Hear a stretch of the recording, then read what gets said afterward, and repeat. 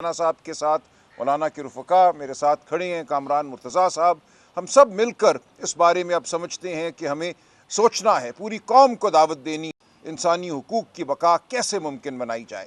آئین کو اس وقت جو ایک خطرہ ہے، میں سمجھتا ہوں مکمل اس کی تحلیل ہمارے سامنے ہے۔ کوئی بھی آئینی حق، ہمارا حق آواز بلند کرنے کا، آپ نے دیکھا پیکا کے ساتھ کیا ہوا ہے۔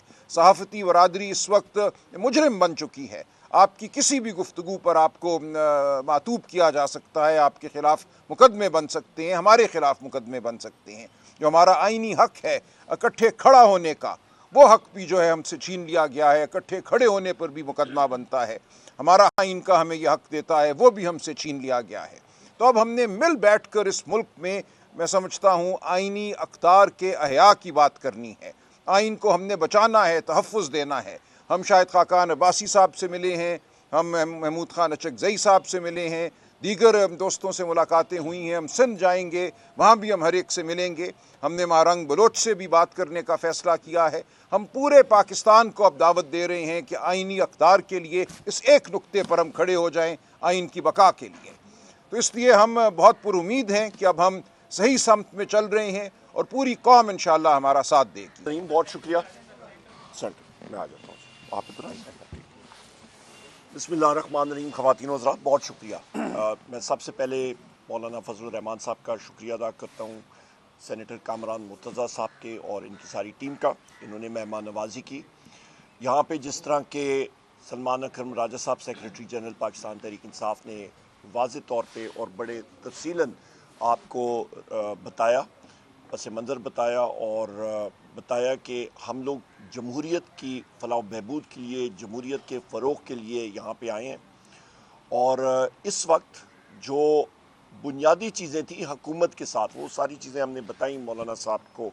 جو انسٹالڈ گورنمنٹ ہے کہ انہوں نے وعدہ کیا تھا کہ وہ وزیر اعظم عمران خان صاحب سے ہماری ملاقات کرائیں گے ان مانیٹرڈ ماحول میں، وہ نہیں ہو سکی۔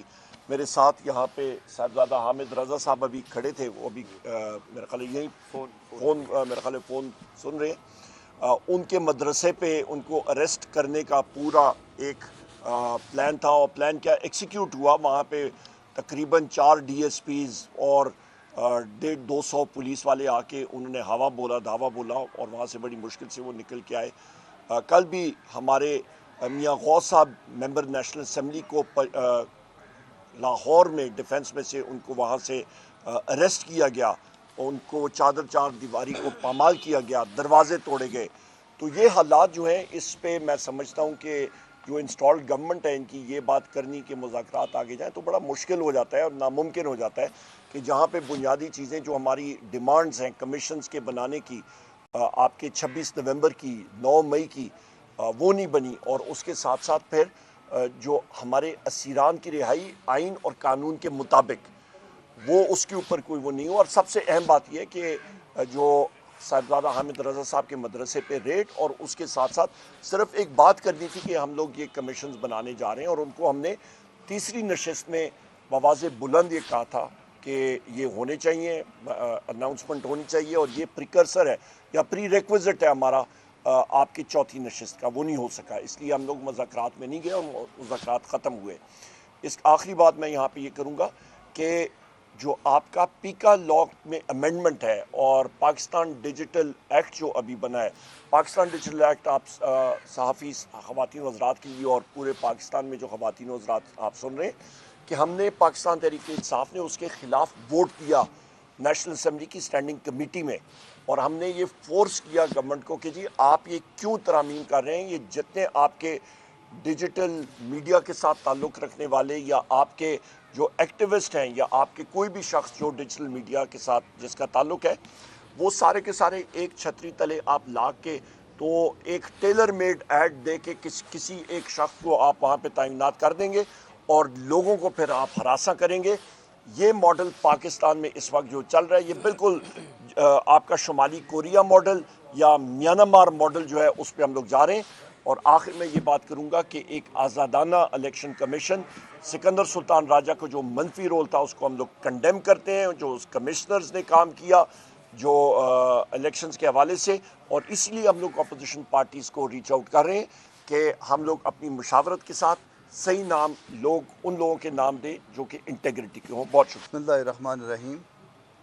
पहले तो मैं दोस्तों को पीटीआई के वेलकम करता हूं। मौलाना साहब ने ख़ुद इनको वेलकम किया है और काफ़ी लंबी चौड़ी गपशप हुई है। दोस्त आज काफ़ी वक्फे के बाद तशरीफ़ लाए थे और वो राब्ते जो कि दरमियान में रुके हुए थे वो आज बहाल हुए हैं। कुछ बातें जो है जो इनकी और गवर्नमेंट के मुज़ाकरात चल रहे हैं उस हवाले से इन्होंने मौलाना साहब को अपडेट किया है और सारी तफसील बताई है कि क्या क्या बातें हुई हैं या किस बातों की वजह से जो है ना वो मामला अब तक रुके हुए है कि इसके बेहतर विटनेस या ये बता सकते थे, ये बेहतर विटनेस है, ये दोस्त बता सकते थे या नून के लोग जो हैं वो बता सकते हैं। दूसरी बात जो उसमें अहम थी इलेक्शन कमीशन के हवाले से धांधली की पैदावार है। जो कुछ यहाँ पे इस इलेक्शन में जो लोग बैठे हुए हैं जिस तरह से भी हुआ है उसमें मेजॉरिटी जो है धांधली के नतीजे में इस इलेक्शन में आए हैं। तो अब चूँकि चीफ़ इलेक्शन कमिश्नर और बाकी 2 मेंबरान का इंतखाब होना है और पीटीआई एक बड़ी जमात के तौर पे तशरीफ़ लाई थी कि जी इसमें जो है वो कोई ऐसा कंसेंसस डेवलप किया जाए जिसके नतीजे में कोई बेहतर इलेक्शन कमीशन आ सके या ये 2 मेंबर्स और इलेक्शन कमीशन। और तीसरी बातें इन्होंने कहा था कि ये 1 पॉइंट एजेंडे पे जो है वो कुछ दस्तूर की मुताबिकत में आगे मिलजुल के चलना चाहते हैं।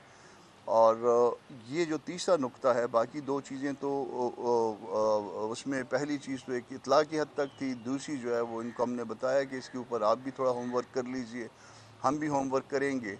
मगर इसका फ़ायदा बज़ाहिर इसलिए नहीं होता कि फ़खरुद्दीन जी इब्राहीम जैसा ईमानदार आदमी भी नाकाम हो गया था। जब तक उसका इंफ्रास्ट्रक्चर मौजूद ना हो, जब तक वो मुदाखलत जो कि इलेक्शन में होती है वो ख़त्म ना हो, उस वक्त तक जो है वो आप किसी को भी बिठा लें उसका नतीजा कोई नहीं निकलेगा।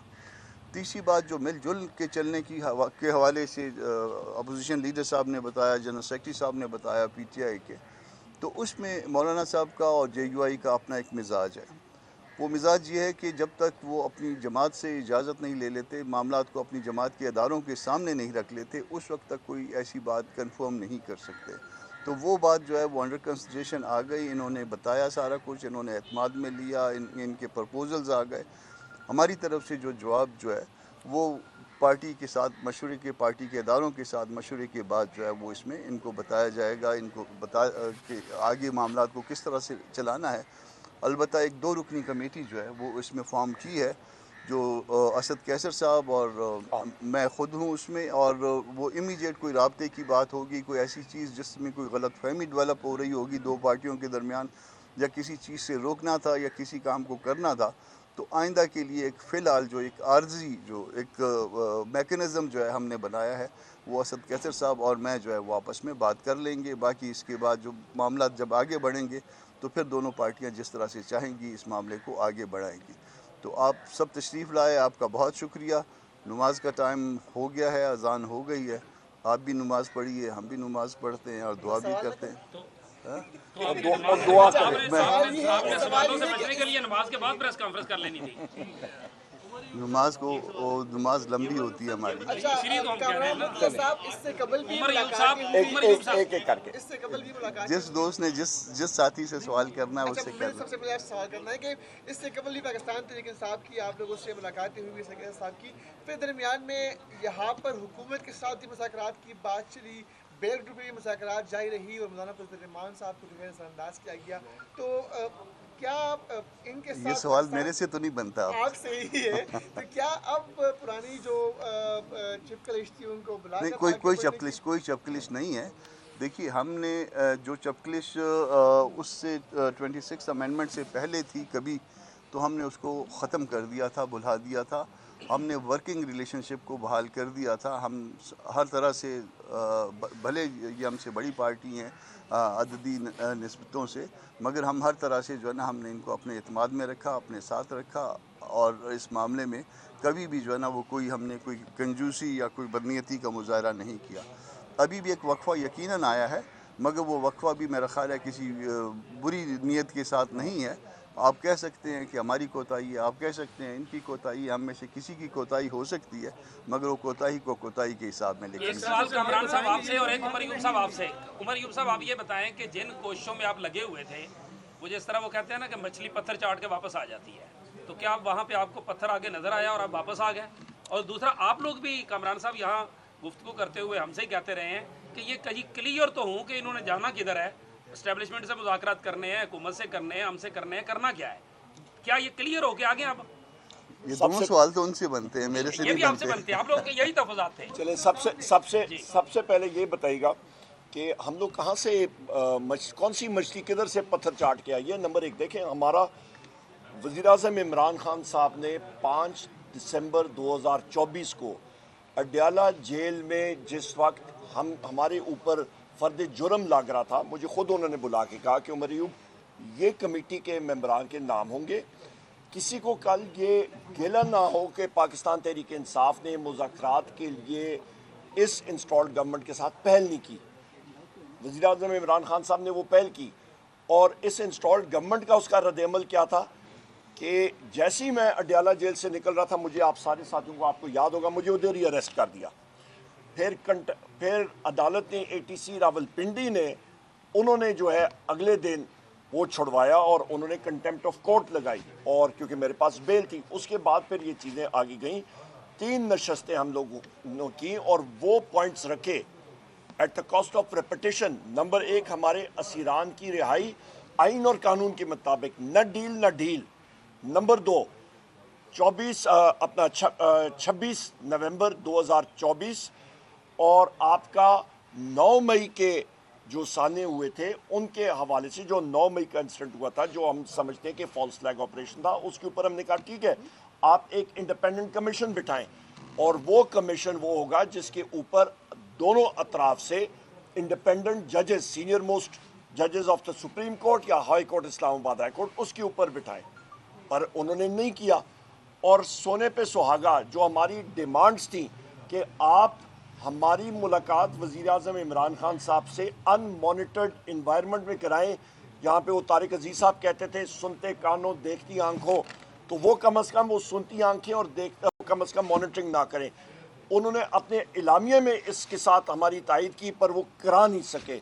तो हम लोग ये पूछते हैं कि जनाब कि ये लोग अपने आप को या हुकूमत कहते हैं, तो ये इजाज़त पटवारी चक्री से लेनी है, पटवारी अडयाले से लेनी है, पटवारी दमयाल से लेनी है, पटवारी टोबा टेक सिंह से लेनी है, किससे इन्होंने इजाज़त लेनी है? तो ये आप